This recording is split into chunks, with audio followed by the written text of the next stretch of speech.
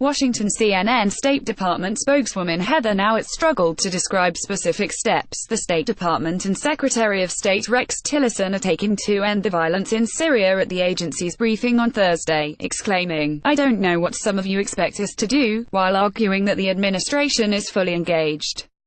Horrific reports have emerged of civilians dying under the Syrian regime's siege of the rebel-held enclave of eastern Ghouta.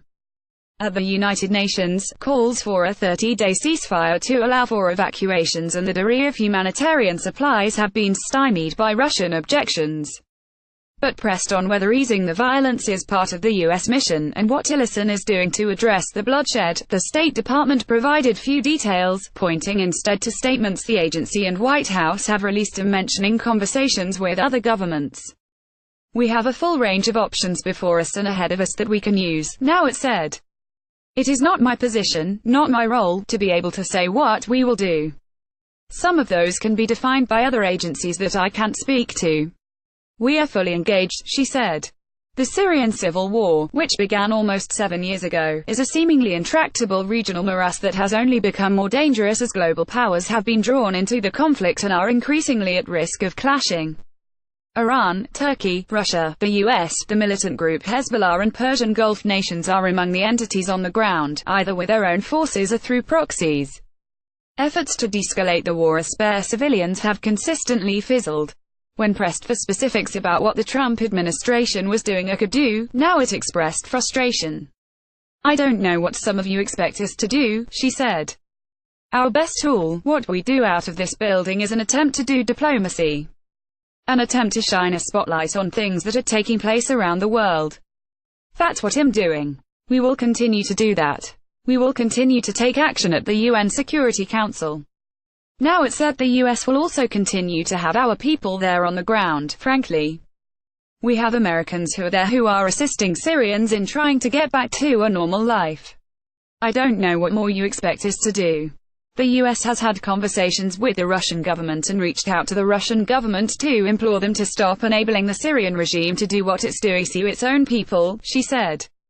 "Is Russia listening? I'm not sure that they are." She said the US would very much like to see the 30-day UN ceasefire come to pass. "We put out a statement a couple days ago in which we called for that ceasefire," she said. "We will continue to call for that and to put pressure on that." The UN Security Council will meet at 11 a.m.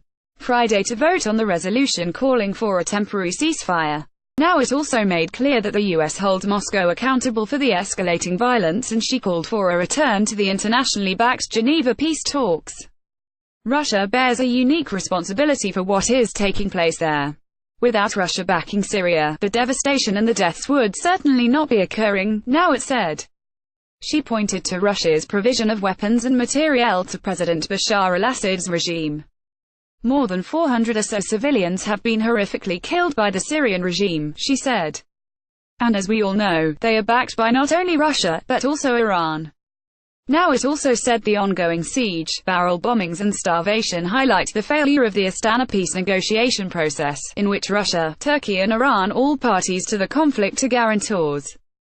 Nauert pointed out that under the Astana plan, eastern Ghouta is one of several de-escalation zones. "So much for that de-escalation zone," Nauert said.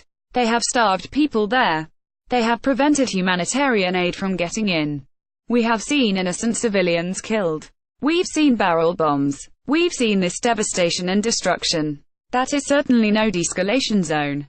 The US and its allies want Russia instead to return to the internationally backed Geneva process, the usual peace effort that has been moribund. The United States government and so many other nations stand by the Geneva process as the best way forward to eventually bring peace and eventually bring about a political solution in Syria, Nauert said.